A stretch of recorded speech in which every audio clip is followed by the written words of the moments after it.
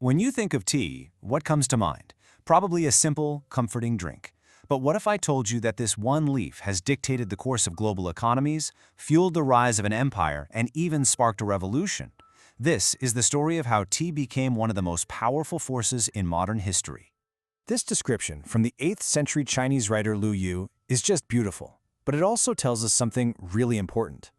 Long before tea was a commodity traded around the globe, it was an art form. It was something revered, something poetic, deeply woven into the very fabric of ancient Chinese culture. So here's where we're headed. We'll start with tea's origins as an art in Asia. Then we'll see how an insatiable British demand created a huge economic crisis, which led to a very dark chapter of opium smuggling and corporate espionage.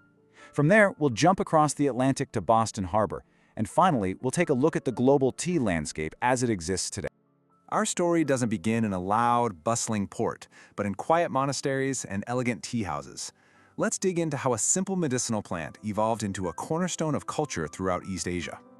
You know, tea's journey was a long one, a process of refinement over thousands of years. It started out simply as a medicinal brew back in Shang Dynasty China.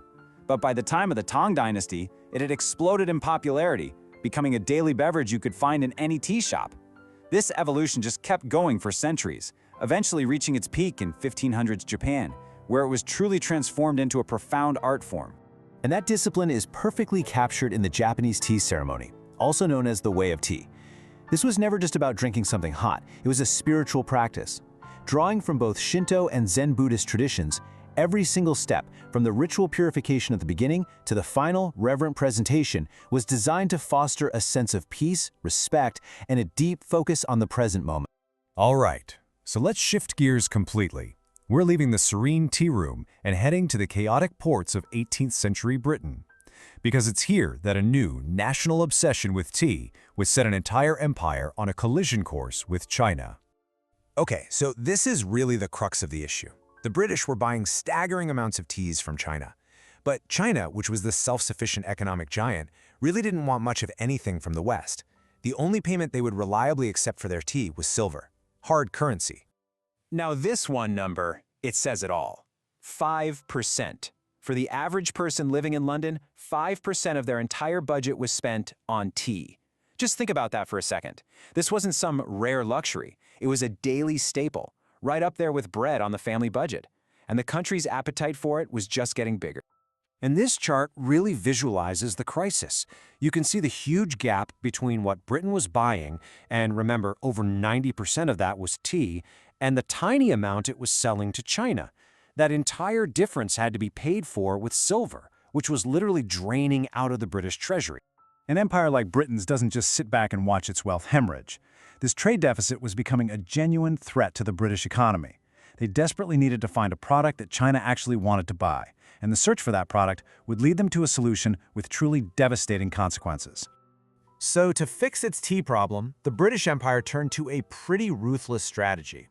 It was a 1-2 punch of economic imperialism, using mass addiction and corporate espionage as its main weapons.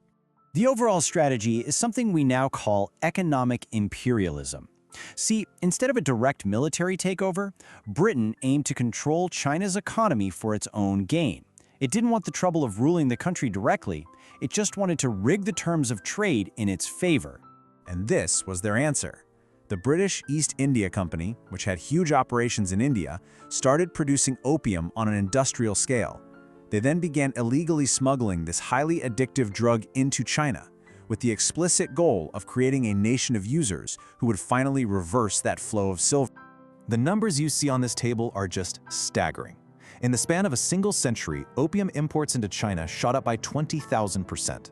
And the plan worked exactly as they'd hoped. All that silver that had been pouring into China for decades was now pouring right back out to pay for the opium.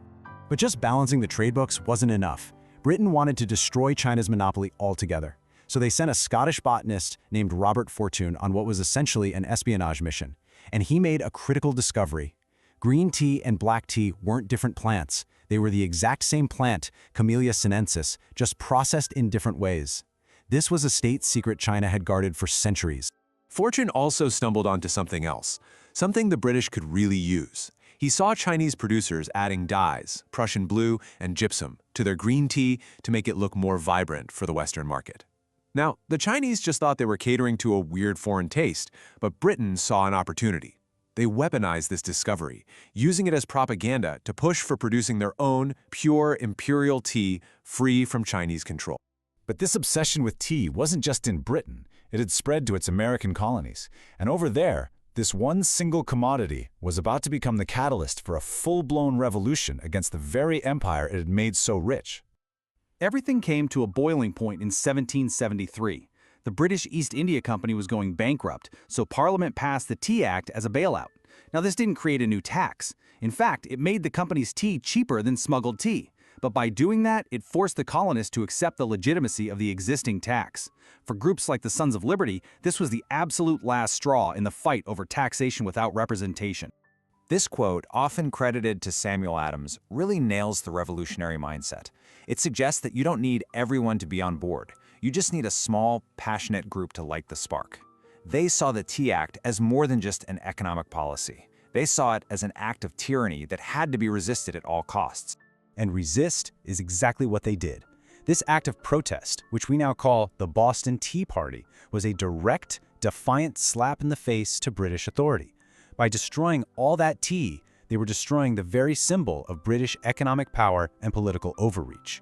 This was the point of no return. The echoes of these events are still very much with us today. So let's wrap up by looking at the lasting impact of the empire's thirst for tea and how it forged the global industry that we all know. Remember Robert Fortune and his great tea heist? Well, it worked. The thousands of seeds and plants that he smuggled out of China became the foundation of a huge new tea industry in British-controlled India. And just like that, this single act of corporate espionage shattered China's 2,000-year-old monopoly and completely redrew the map of the tea world. Fast forward to today, and the specialty tea market is a multi-billion-dollar global business.